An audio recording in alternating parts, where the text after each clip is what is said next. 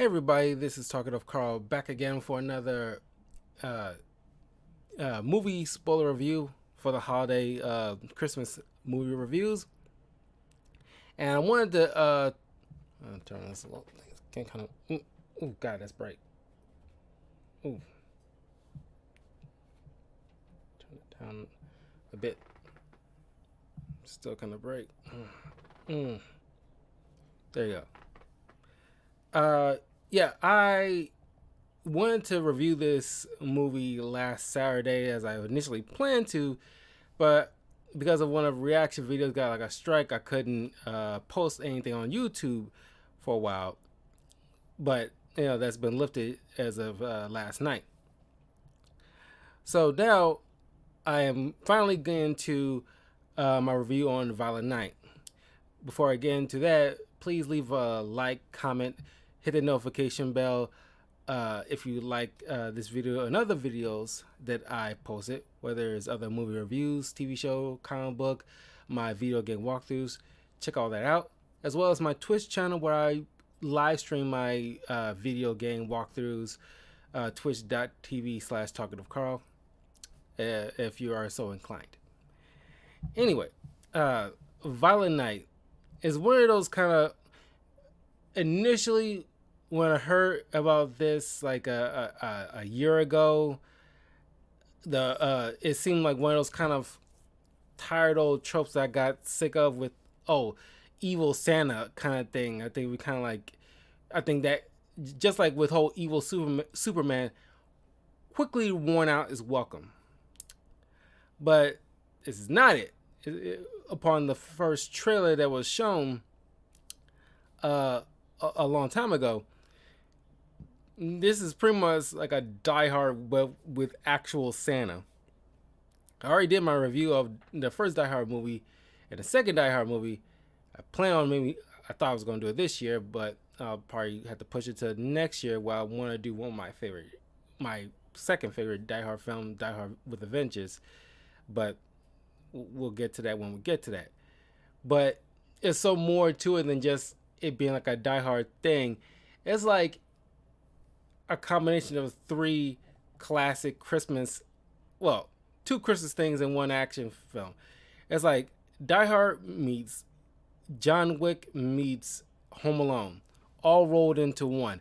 This, I telling people, this is gonna be like a classic Christmas movie from years to come. This is a very well done film. Uh, uh, this is directed by Tommy Wirkola, who you might be familiar with his work with Hansel and Gretel Witch Hunters, which I only seen like once on FX. I don't remember it being like all that well. But yeah, it stars David Harbour as Santa Claus, which I think is like pretty damn good casting. Although, the only other film that I actually seen him in was the Black Widow movie, and I am familiar that his work with the Stranger Things, but personally, I'm sorry, I just never got into Stranger Things. I understand how critically acclaimed it is. Everybody, and their mama love it. I'm sure it's great. I don't really care to watch it. I really don't care. Uh, but I am familiar with like certain certain moments and things and like I've seen clips and stuff like that. So I'm in the know somewhat, and I know he was a staple for a long time before. I guess he might have gotten killed off in that thing. I don't know. Uh, but David Harbour became such a household name, and of course he was in like the Hellboy movie, but I didn't go see that. I didn't think it was very good. A lot of people say it wasn't very good, but people loved him in it. And you know, so far as what I did see of him and stuff, he's a great actor, and I think like I kind of hope this gets a sequel, but I also at the same time hope not. I think it should be like a very insulated thing, but you can easily have played to it like like John Wick. You didn't think initially it was going to be like a trilogy leading to a quadruple saga. And I imagine this will be like kind of like a thing every other Christmas, like a new Santa Claus film. But then again, I'll be perfectly happy it being like its own little solo one-off thing. Because not everything needs a trilogy kind of thing. I think a lot of people would agree not everything requires a trilogy, no matter how much money the first one made. But anyway, this movie stars David Harbour as kind of like a cynical Santa Claus. It's not that too dissimilar to what you saw from Bad Santa with uh, uh, Billy Bob Thornton. It also stars John Leguizamo. I love John Leguizamo. I think the first time I seen John Leguizamo anything was in that Super Mario's movie back in the 90s. And anytime he's in anything, I always thoroughly enjoyed it. Speaking of John Wick, he's in the first few John Wick films. Uh, you got Alex Hassel as Jason. John Leguizamo plays Jimmy Mr. Screws Martinez as like a leader of these mercenary groups. You got Alex Hassel as Jason Lightstone, Alexis Louder as Linda Matthews, the estranged wife of Jason, Edie Patterson as Alva Lightstone, Jason's sister, Cam Gigadet, sounds like a Pokemon name, playing Morgan Steele, this wannabe action star. Got Leah Brady as Trudy Lightstone, the daughter of Jason and Linda.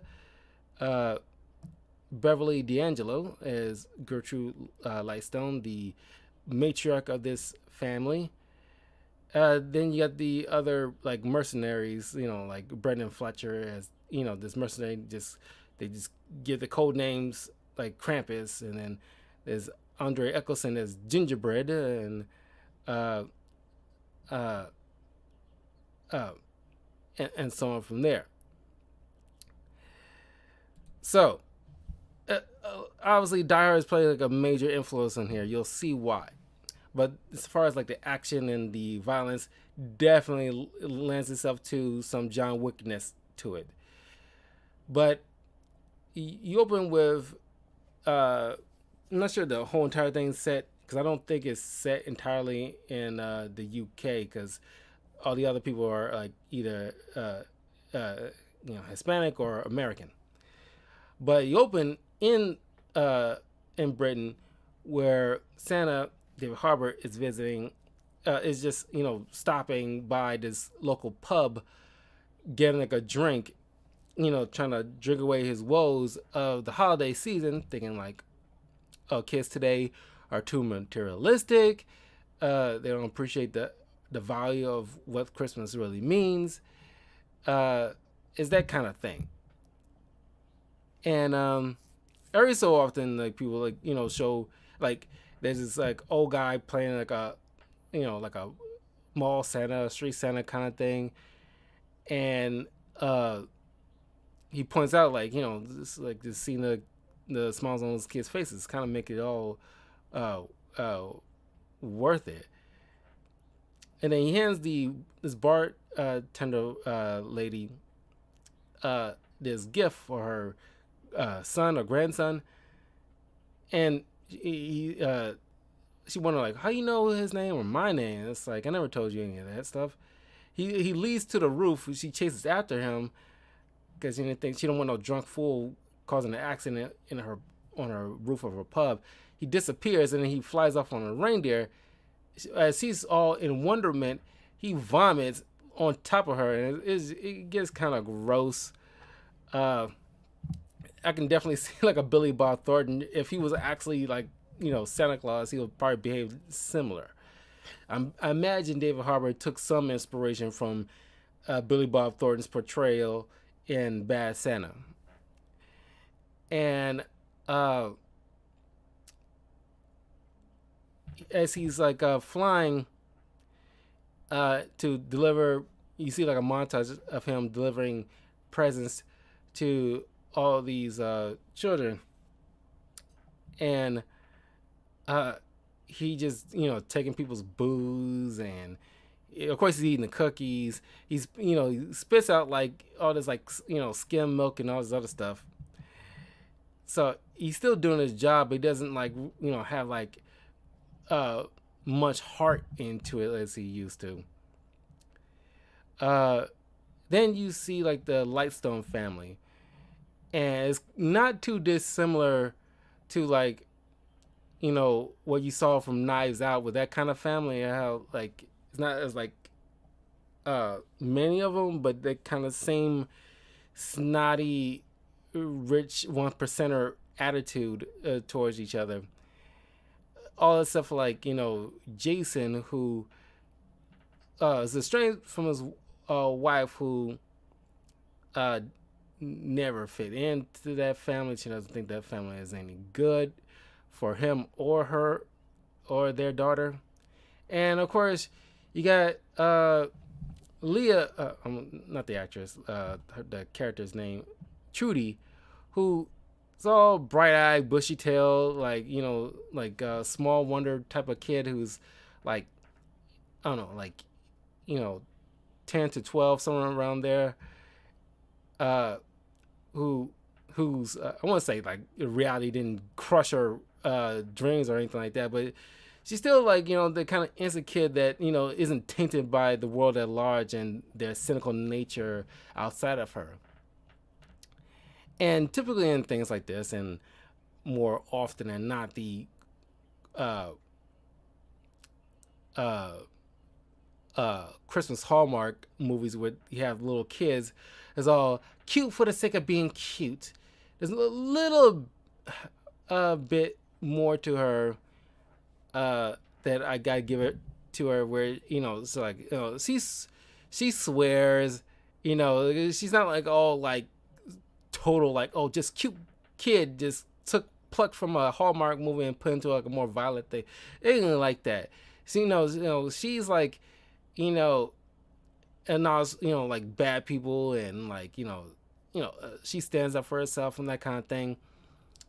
Uh, and she just fresh off of watching Home Alone for the first time, and she's quoting the film and things like that. She's sweet, and she doesn't like totally overplay the cutesiness, but it kind of like it kind of weighed on me just a small bit in certain parts. And you got the Jason's sister who's hooking up with this slocky wannabe uh, uh, Jason Statham Van Damme wannabe dude. It's like a very stereotypical view on what like action movie stars are probably act like they can actually do what they can do in the film and blah blah blah. Very self-centered kind of attitude with these two, and of course, Alva's son is like straight up wannabe influencer punk kid that swears and like got no type of respect. He's you can tell he's growing up to be one of those chads girls hook up with, and then once he kicks them to the curb, then she casts like a really warped view on guys because of this smuck. Uh, uh, so just like in kind of Die Hard, where you know I want to say like just like in Die Hard. I mean like there's mercenaries who most of which are disguised as uh, personnel fixing up the house for like this little get together the Lightstone family is uh, coming together for. And uh, the mercenaries take over the house. They shoot, all the other staffers still there and other security. And they, after uh, Gertrude's $300 million dollars that she has stashed, supposedly in this safe that supposed to have gone to these Middle Eastern what was it? It was supposed to be funneled like this oil money is supposed to be funneled to the Middle East, but Gertrude kept it instead. And well, while this is going down, Santa comes here to deliver presents, but he gets kind of distracted by this massaging chair. And then he gets alerted by the gun battle. And I kind of like this. He didn't jump into the fray right away. He just like, he tried to dip out of there because like, I ain't with this. It ain't none of my business. I just want the presents go home. And it's kind of like, John McClane. It's like, he's just like a everyday kind of guy. And he just, it's one of those kind of things, like a reluctant hero kind of thing, but he's like have to do it because like there's people in trouble, innocent people. He more so fixated on the little girl because, I like the whole showing of his little scroll where he got like a magic kind of list where it's like it's not like a typical parchment. No, this is like a magic scroll that has like kind of like a hard light type of thing where you probably got to think of like a name of a person, and they put up the name, and you see like on like a scrolling type of like text, you see all like the good or bad things they have done, and it's kind of like, oh, is this person on the naughty list? Here's all the naughty things that they did. Is this person on the nice list? Here's all the nice things, scrolling behind the name of all the good things that have been done for the year. I kind of like that look. I kind of wish that you get when I watch it on streaming or whatever, or if it comes on cable or whatever, I want to pause it so I can actually look. Because I want to pause and freeze frame all the list of good or bad things each individual have done on the list so I can see like, because like, I only caught like a little bit here and there. But then, one of the mercenaries catches him. Santa and him tussle. They tumble out the window. The gunfight, which I'm surprised nobody in this mansion heard, scares off the reindeer and they go flying off. So he's pretty much stuck there. They're tussling out the window, but the mercenary falls on this icicle display decoration and impales himself. And Santa then runs off into this shack or this storage unit thing where they keep all like the gardening utensils and what have you. And one of the other mercenaries comes lurking in, and Santa takes him down and stucks a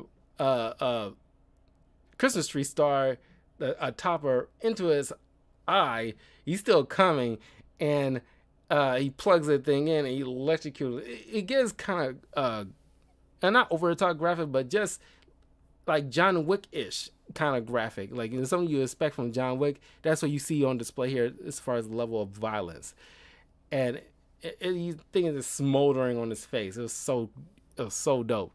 But there's some moments where it gets so like, oh my God, you kind of turn away almost because it gets, like I kind of did the same thing when John Wick 2 when he's trying to plunge that slowly, was like a knife or even a pencil into a guy's eye, and it's like, cause when you see someone trying to go into my eyeball, I kind of turn my head like, oh God, it's too much. I don't want to see that.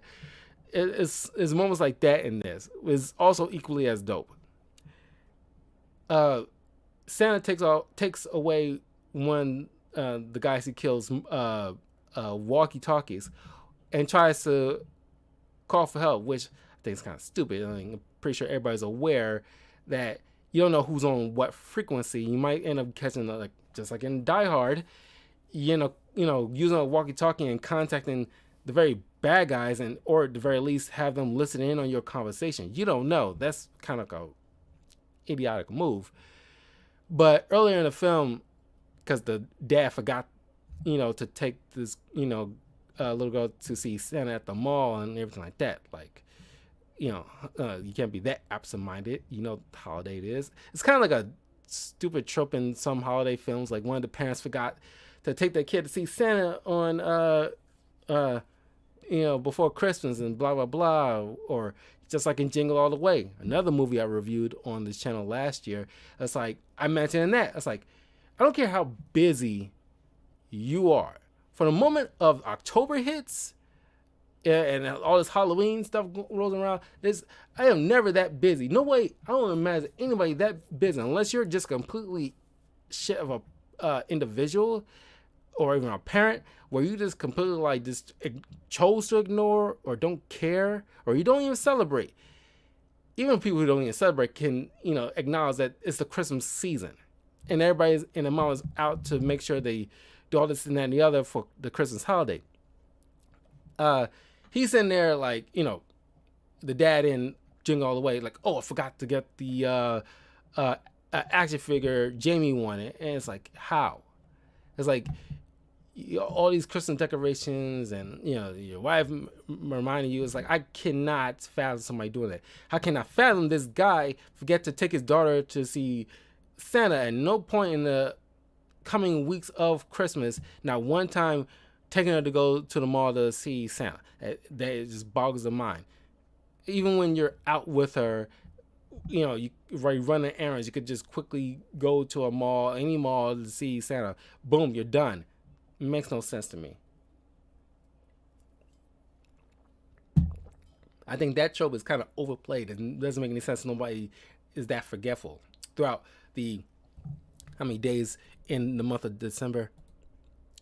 Yeah, 31 days of the month. At no point you can stop off and deal with whatever. And you're at the last freaking minute. Stupid. Or even next to 31 days through the 24, well, not even 24 days, 23 days before Christmas Eve, when you're kind of pushing it at that point, and if you're, especially if like a hot commodity kind of item, and you're trying to look for it, because your kid, just like every other kid wants it, you don't go at the last minute. It's so dumb. You just cut your losses at that point, because by and large, you should expect that to be completely sold out. Anyway,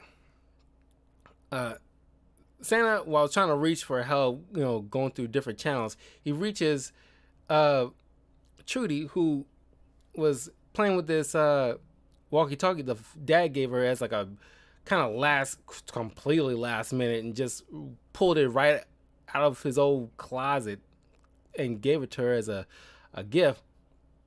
And saying, oh, you can resend it's a magic walkie-talkie.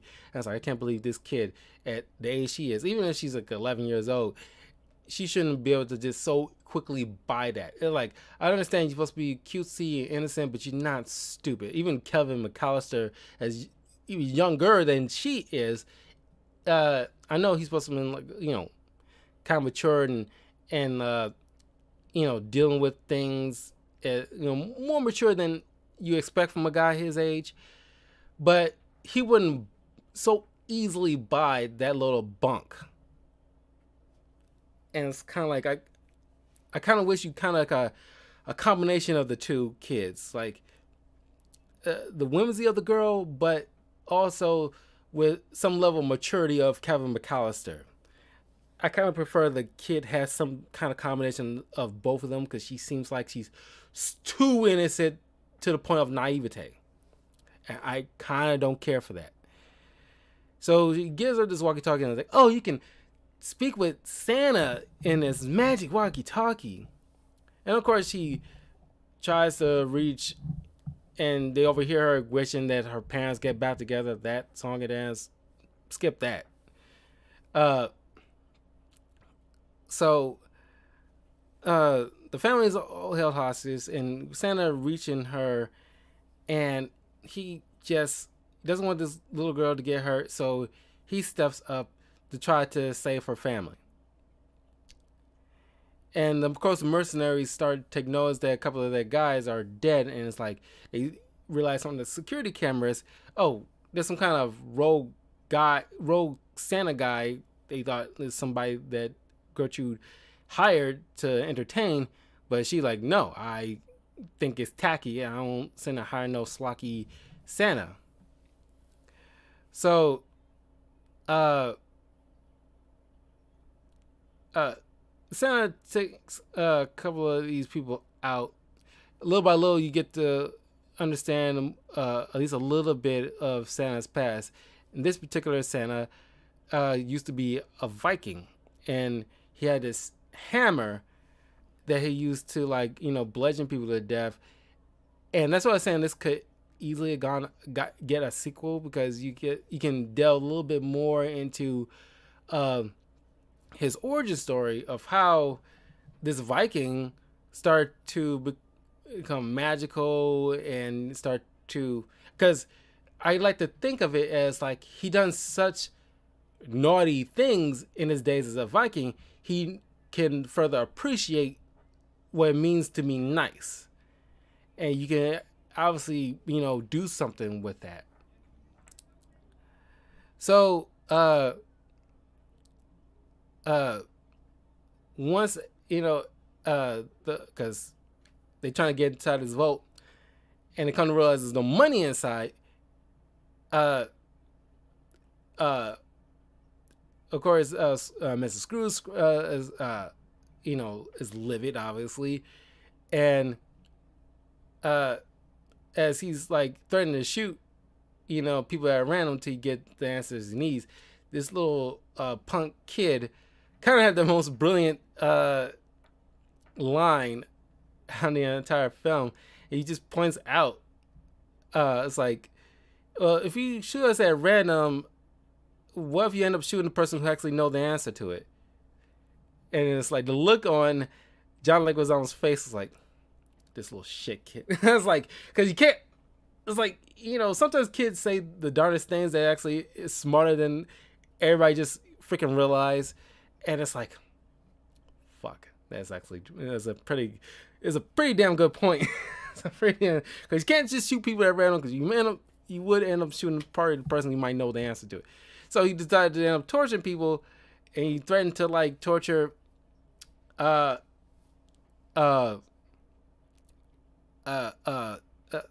Jason with this nutcracker. And this is funny moments, because kind of dark comedy kind of moments, because it's actually has one of the lady mercenaries, Candy Cane, to twist his balls or something like that. And she was like, I'm not touching his balls. It's like, I literally seen you scoop out a person's brains, but this is where you draw the line. It's like, I'm not touching anybody's, some strange dude's balls. That little dialogue was so freaking funny. Like, I literally seen you scoop out a person's brains, but this is where you draw the line. That was really funny. So they take a nutcracker and break Jason's one of his fingers, and he's like, "This is not a finger cracker; it's called a nutcracker." And so Krampus, this sociopath, takes out Jason's balls, and and because Trudy, says like she's been talking with Sam on her magic walkie-talkie and blah blah blah, and the parents is trying to tell the girl to just say who this guy is, and she says Santa is, and of course the dad just freaks out because he's clearly on duress, but it's like there's no such thing as Santa, and it's like there's only things that parents just tell kids to make them feel better, blah blah blah. She runs away hiding, with some shock that and the mercenaries just quickly stop her right then and there. It's kind of donkulous, but she ends up hiding in the attic, talking with Santa, on a walkie-talkie, and she asked him like, "Are you real?" And my dad says, "You're not real." And Santa, clearly wounded from a previous fight, it says, sometimes parents say that because they kind of essentially just grow out of believing. So don't hold it against your dad. Uh, but like as he tells Trudy a little bit of his past and about like his favorite hammer, and uh, he starts telling about how much he cares for his wife, because she's, the girl's upset because parents, are split. She wishes that Santa can fix that, and Santa says like there are some things even Santa can't fix, because he starts, thinking about his wife, and uh, which if there was a sequel, it'd be kind of fun to delve a little bit more into that. Who would be this version of Santa Claus's wife? And some people point out this movie kind of brings up, because I reviewed the movie Scrooge last year, and in the beginning, you got Bill Murray's character trying to sell to this movie, because he's running a television kind of corporate thing, and he's trying to perpetuate this violent Santa thing, and it's kind of like harkens to that. It's like, oh, somebody in the studio, like pitching this idea like a violent Santa. He's an action star, kind of blah blah blah blah, and it's like, yeah, it kind of it's like that kind of one-to-one comparison. It's like, God, it's like somebody approved of this. It's not. I won't say it's not as violent as it's portrayed as like in the movie Scrooge, but you can tell this is kind of like that moment that people at the time would have scoffed at, but now it's kind of like been everywhere. Anyway, Santa ends up getting caught by uh, uh, Scrooge and Candy Cane and Gingerbread, and you see this little moment where Scrooge confesses about like his disdain for the holiday because his dad loved Christmas, but he got laid off, so they have to do without, which kind of sickened him in his core as a kid. He tried to steal, presents from his neighbors. His old man woke up. He ended up falling down, killing himself, kind of thing. So it's kind of like, Christmas has been like a foul holiday in his eyes. And of course, Santa is sympathetic, because just like with Trudy and her parents getting back together, it's things that Santa can't fix, even with magic. But then he goes off to Candy Cane and Gingerbread. It's like, okay, what's your excuse? And he starts giving their actual names. It's like, how do you know our names?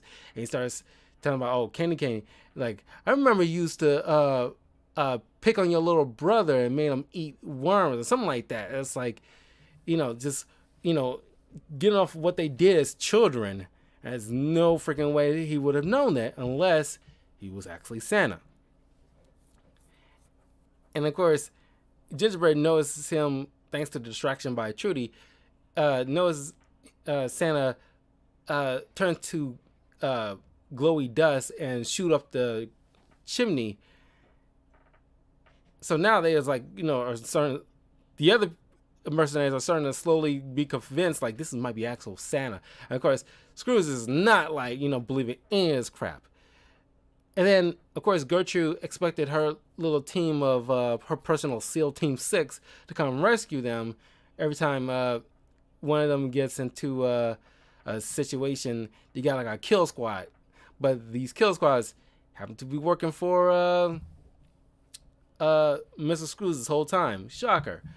They end up killing the wannabe action star, as he's trying to get away, just ran like a little bitch. Uh, uh,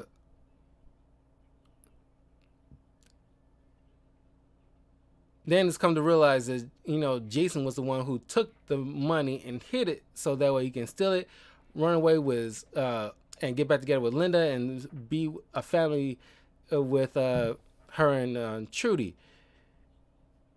And it was shock everybody except Gertrude because like Jose was opening presents and one of the letters showing off his stuff that he wanted to say we didn't have the courage to say verbally, but he thought it'd be long gone by the time she opened that up. So Santa taking more people out, then it, saves Trudy, and saves the rest of the family, and with the help of Linda, who happens to be like a crack shot, with a gun, because Santa doesn't know how to wield those things. Um,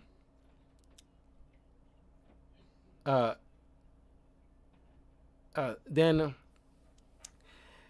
there's like a chase going on. Oh, I forgot this. One of the coolest things because the kills in this are very cool and unique sometimes. Very John Wick.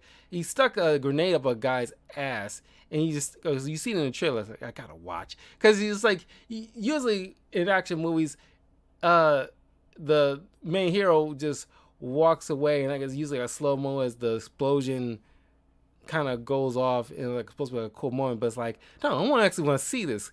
You don't see this often, and you see that go off, and it's really funny. I think that's probably I got the biggest laugh out of. Oh no, biggest laugh I got out of this because this is one of the coolest moments Trudy does. She actually takes out Gingerbread and sort of with or at least stalls Candy Cane with her because she's just seen Home Alone and she tried set up these traps to keep herself protected while she's hiding in the attic.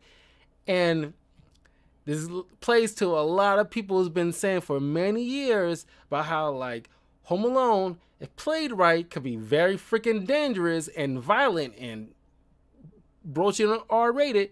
Whereas like, Gingerbread he sees all these chests like, come on, I'm not gonna fall for this stupid thing.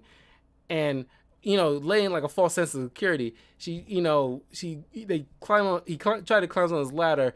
It's already sawed in a certain spots where it's barely noticeable, and then there's like a nail jutting out of one of the steps, but he knows that, so he's avoiding that. But then he falls, and this nail goes right through his under his jaw. And I was like, oh my god! I was like, oh god. And then Candy Cane just starts like, go up and then, steps over this guy. He's really in pain. He takes his head out of the thing. And then of course, Candy Cane, avoiding these bowling balls that Trudy trying to like, throw down her way. But it is one of them falls on his head. And this inner dude just trying to put the sharp end to the spike just right here, and things like boom, and he falls down on a little small bed of spikes is on the ground, and because he already fell once and it was painful, but then now it's just like he's dead anyway. But that was gory, man.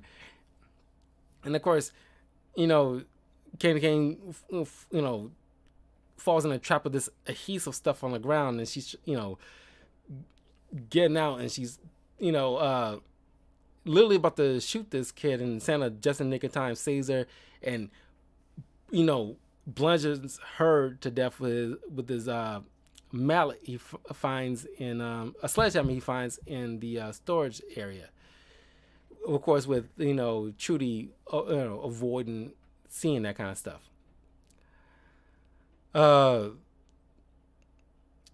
But then, like later on, the chase scene, it comes head to head with Santa and Mrs. Scrooge, and Scrooge finally believing it's Santa.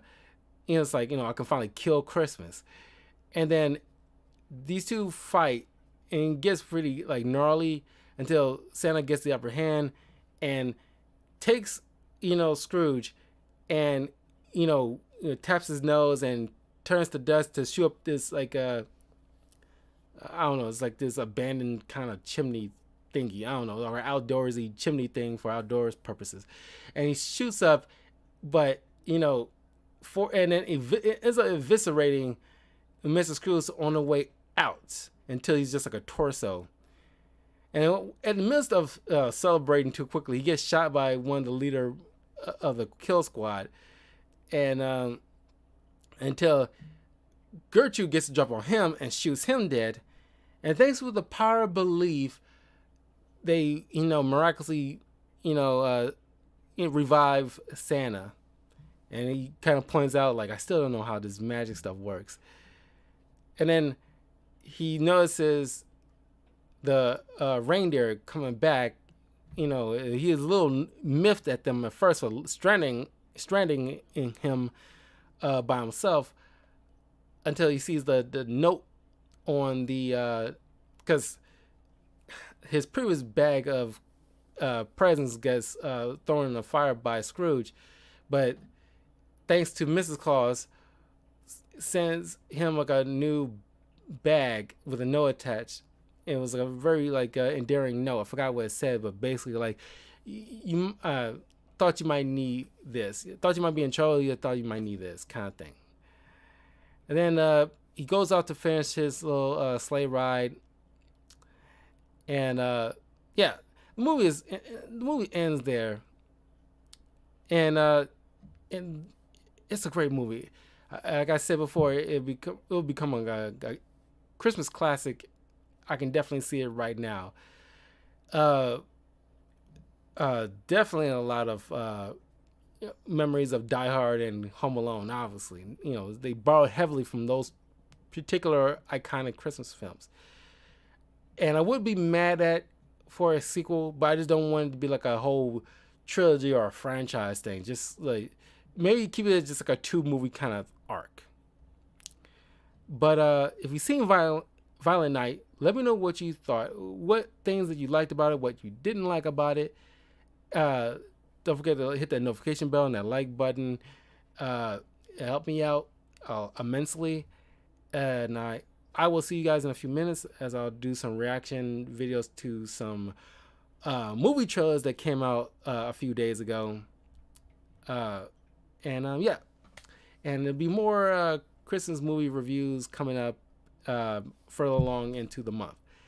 And I will see you guys later.